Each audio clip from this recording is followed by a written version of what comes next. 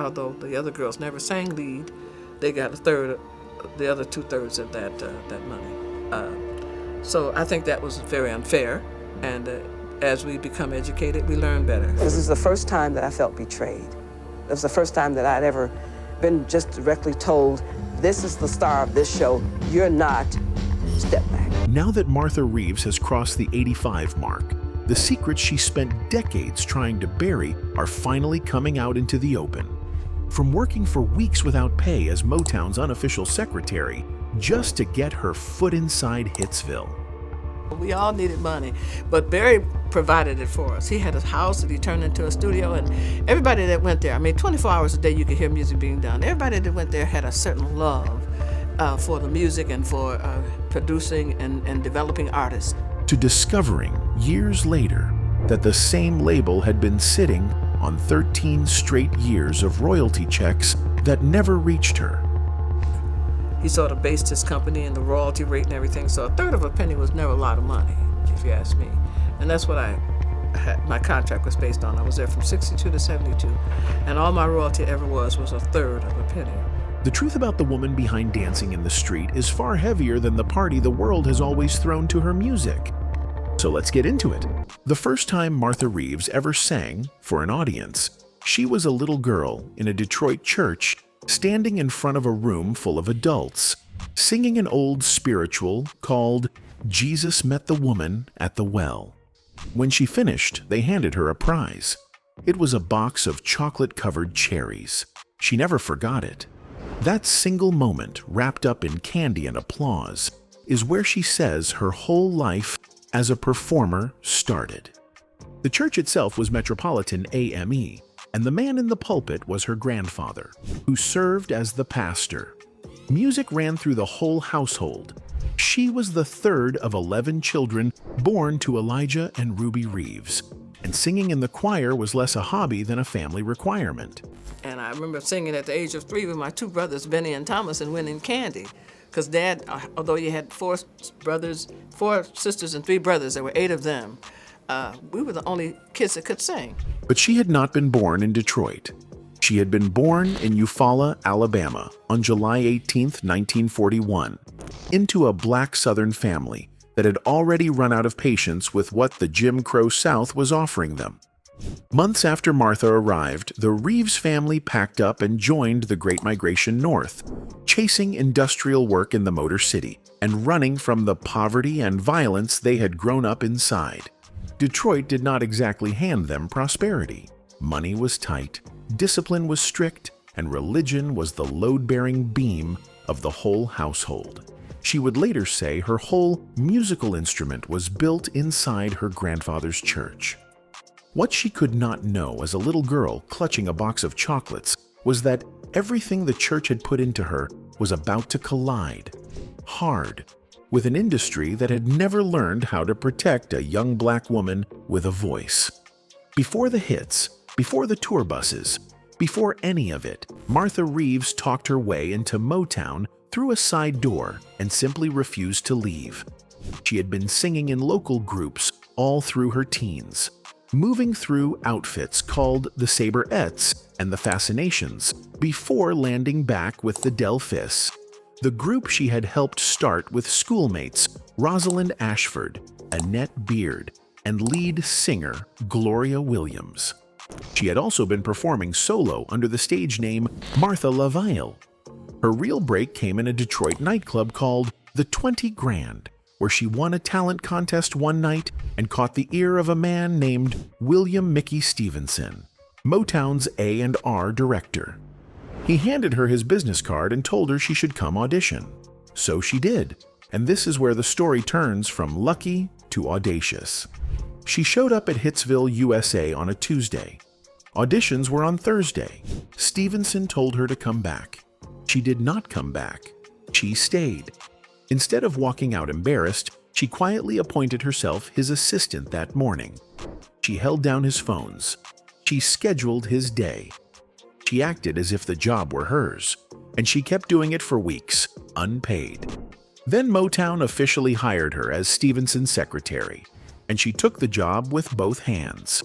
We all needed money, but Barry provided it for us. He had a house that he turned into a studio, and everybody that went there, 24 hours a day you could hear music being done. Everybody that went there had a certain love for the music and for producing and developing artists. For not much money, she answered phones, handled payroll, and supervised the young talent moving through the building.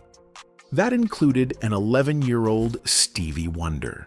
She was, in effect, running the front lines of Hitsville, while the real machine of American pop music was being built 10 feet from her desk.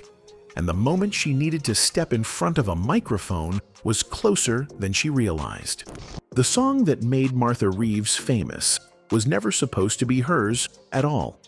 In 1964, Mickey Stevenson and Marvin Gaye, joined later by Ivy Jo Hunter, sat down to write a track called Dancing in the Street. The song was written in an attic in Detroit, in the home Stevenson shared with his wife, the singer Kim Weston. And it was written for Kim. Before Kim ever got to it, the track went through a demo stage, and Marvin Gaye laid down the vocal to see how it would land.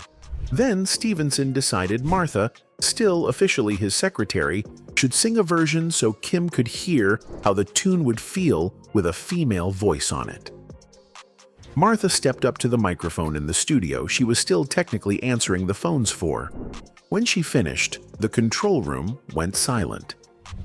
Marvin Gaye, Ivy Jo Hunter, and Mickey Stevenson all looked at each other in shock. Stevenson later wrote that everyone in that room heard and felt the same thing at the same time. He said plainly that Martha had sung the song like a star, so they gave it to her. Kim Weston, the woman married to the man who wrote it, watched Martha walk out of her own home with the song that would become one of the great American anthems. Martha has joked about it publicly ever since. She has teased Kim about letting a good song get away right out from under her own roof, and she has called Dancing in the Street one of the crowning achievements of her career. It was a joke wrapped around a real, quiet piece of intra-Motown fallout, one of the first of many she would live through. Even the story of where the name Vandellas came from is contested, and that contradiction is a perfect miniature of everything the group would go through. Martha has said, for decades, that she built the name by combining two things she loved. The first was Van Dyke Street, a road near her Detroit home. The second was Della Reese, the Detroit-born singer she idolized. Van and Dallas. That was Martha's version. I wanted a name that stood for Detroit. So Van Dyke is the street that I live near. Anyone from Detroit knows where Van Dyke Street is. And then Della Reese had impressed me greatly. I said, Della Reese. Maybe we can blend from some of her names, so we came up with Vandellas. Then there is a very different version. Rosalind Ashford, one of the founding members standing right next to her the whole time, has stated emphatically that Reeves's story is not true, that the group was not named after Della Reese and Van Dyke Avenue at all. Marvin Gaye offered a third version, joking that he had christened them the Vandellas, because when they sang backup on his song Stubborn Kind of Fellow, they sounded like vandals. Even Berry Gordy has been credited with the naming decision. 4 people, 4 different stories, over a name printed on record sleeves for the rest of the century. However the name got there, once it stuck, the hits stopped waiting. In 1963, the newly signed group cut Come and Get These Memories, the first single ever produced by the young Holland, Dozier, and Holland writing team. Then came Heatwave, which cracked the Billboard Hot 100 Top 5 and pushed them into a Grammy nomination, making Martha and the Vandellas the first Motown group ever nominated. Nowhere to Run, Jimmy Mack, and I'm Ready for Love followed, each one turning them into a fixture of American pop radio. They were fast, gritty, and unapologetically soulful, cut from a churchier cloth than their label mates, and they were about to walk straight into a controversy far larger than any of them had signed up for. In July 1964, Motown released Dancing in the Street, and within weeks the song had jumped out of the R&B category entirely. As racial protests erupted across American cities that summer and the years that followed, civil rights activists began adopting the track as a rallying cry. In Detroit, in Newark, in Watts, the song was blaring during moments of political fury, and to some in white America, that felt like a threat. Several urban radio stations reportedly pulled the record from rotation, alleging that the lyrics contained coded messages encouraging civil unrest.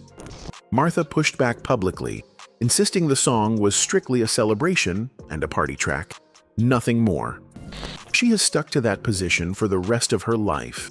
Even so, over the decades, she has quietly acknowledged that the song took on a meaning larger than the writers ever intended, and she has never fully denied its place in the soundtrack of an era of black protest. Meanwhile, inside Motown, the group itself was quietly falling apart. In 1963, founding member Annette Beard had left, citing pregnancy and marriage, disrupting the vocal harmony the group had been built on. Motown replaced her with Betty Kelly. Then in 1967, after months of personal arguments and stage tensions, Kelly herself was fired, and Motown slotted in Martha's younger sister, Lois Reeves. And running underneath all of it was the rivalry Motown never openly admitted to. By 1964, the friction between the Vandellas and the label's other star female act, the Supremes, had reached a boiling point. Martha grew increasingly frustrated with Berry Gordy, believing he was funneling television appearances, wardrobe budgets, and the very best songwriting material toward Diana Ross and the Supremes, while quietly demoting her group to second-tier status. By 1969, the load Martha Reeves had been carrying, the touring, the internal Motown politics, the second-place framing, the constant financial pressure, finally cracked her open. She fell into a severe dependence on prescription drugs and suffered a physical and nervous breakdown that required prolonged hospitalization and psychiatric care back in Detroit. The medical emergency was serious enough that the Vandellas had to halt all tour dates and pull back from every promotional obligation on the calendar. The woman who had been singing "Get Out on the Streets" to a country trying to figure out whether it wanted her free or not was suddenly locked inside a hospital room, trying to find her way back to her own mind. I screamed and yelled for the first 15-20 minutes and realized nobody was going to let me out, that I was actually Martha Reeves was locked up in a padded cell. Wait till the newspaper gets wind of this. While she was doing that, the group she had built collapsed around her. Also in 1969, the last of the original Delphis members, Rosalind Ashford, officially quit. Ashford cited fatigue, financial dissatisfaction, and strained relations with Martha herself. With her exit, every founding member of the original group, other than Martha, was gone. Motown decided to reform the group without asking her opinion. In 1970, they slotted in her sister Lois Reeves and former Velvets singer Sandra Tilley as the new second-generation Vandellas. The trio recorded the albums Natural Resources in 1970 and Black Magic in 1972, but the magic that had produced Heatwave and Nowhere to Run refused to come back. The commercial chart success of the original lineup was over, even if nobody at Motown was willing to say it out loud yet. Martha kept her voice, kept her name on the marquee, and kept touring. But underneath, the woman who had once appointed herself Mickey Stevenson's secretary through sheer will was quietly running out of runway, and she did not yet know that the company she had helped build was about to leave town without her.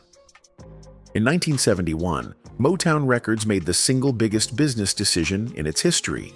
Berry Gordy relocated the whole company from Detroit to Los Angeles. Nobody told Martha Reeves.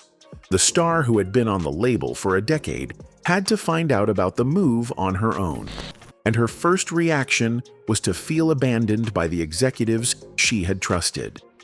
She entered a bitter legal battle to be released from her recording contract. The settlement eventually granted her freedom to sign elsewhere. It also cost her the commercial rights to the Vandellas name she had helped build. On a cold night in December 1972, Martha Reeves and the Vandellas played a final concert at Cobo Hall in downtown Detroit and officially disbanded. The run under Motown ended. She moved to Los Angeles anyway, chasing what she hoped would be a solo career. In 1974, MCA Records released her self-titled solo debut, produced by Richard Perry, with a reported budget of over $250,000, an enormous sum for the era. Critics praised it, audiences ignored it. The album stalled on the Billboard charts and derailed her momentum as a solo headliner almost overnight. She spent roughly a decade in Los Angeles, and by her own account, portions of it were consumed by drug addiction. I wanted to be in. When you do that, you're in.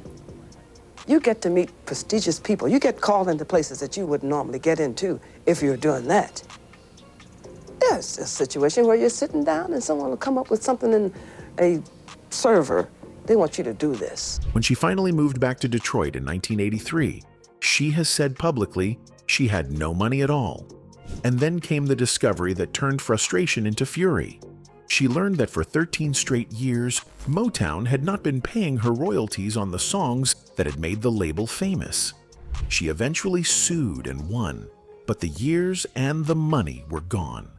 Somewhere in the middle of all that wreckage, Martha Reeves found her way back to the church that had raised her.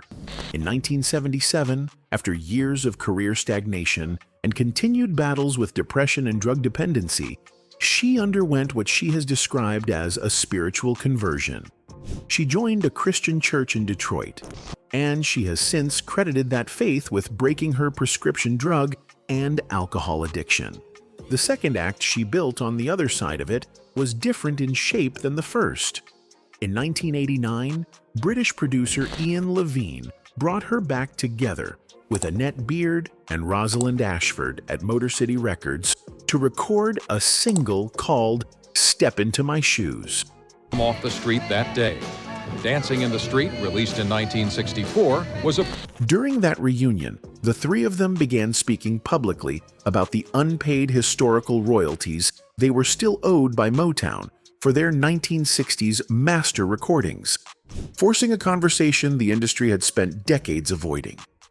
Personal loss shadowed the same years. On September 9, 1981, former Vandellas Sandra Tilley had died unexpectedly of a brain aneurysm at only 35 years old, a devastating reminder of the toll the road takes on the women who spend their lives on it. In 1994, Martha published her memoir, Dancing in the Street, Confessions of a Motown Diva, laying out her exploitation, her addictions, her relationships gone sour, and her frustrations with Gordy on the page for good. The following year, in 1995, she and Ashford, Beard, and Betty Kelly reunited at their Rock and Roll Hall of Fame induction, presenting a united front while old billing wounds still smoldered underneath. I just want to say thank you. This is an honor.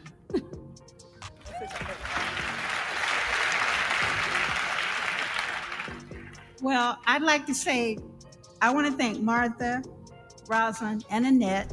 Then in 2005, she pivoted again, winning a seat on the Detroit City Council and serving until 2009. Local media hammered her for missed sessions. Voters ended it decisively, dumping her at 10th place in the 2009 primary. She went back to what she had always done best. On July 18, 2026, Martha Reeves turned 85 years old. She marked the milestone the same way she has marked everyone before it, by still working. The same year, she announced Searching, her first new studio album in 22 years, refusing to let the industry decide when her voice was finished. She is still touring, backed by her sisters Lois and Delphine, maintaining exclusive control over the Martha Reeves and the Vandellas name she once had to fight in court to keep. She is still one of the last living witnesses to the founding of the Motown sound. She is also, at this point, one of the last people willing to keep saying, out loud, the parts of that story the industry has always preferred to bury. The rivalry with the Supremes, the songwriting favoritism, the 13 years without royalties, the nervous breakdown, the bitter contract fights. the years spent broke in Los Angeles while the songs she cut still played on the radio. Berry Gordy is still alive. Diana Ross is still headlining. Kim Weston, the woman whose husband wrote Dancing in the Street inside her own attic, is still around too. So much of the world that shaped Martha Reeves is still standing, which means the tension in her story never really got to resolve. The secrets she tried to bury did not disappear. They just waited for her to be old enough to stop pretending. What she is confirming at 85 is not really a scandal. It is a survival story dressed up as one. A little girl who once won a box of chocolate-covered cherries in her grandfather's church has outlived nearly every version of the industry that first exploited her, and she is still holding a microphone. That, more than any hit record, is the real answer to the question of who Martha Reeves has always been. Anyway, that's it for this video, folks. Bye.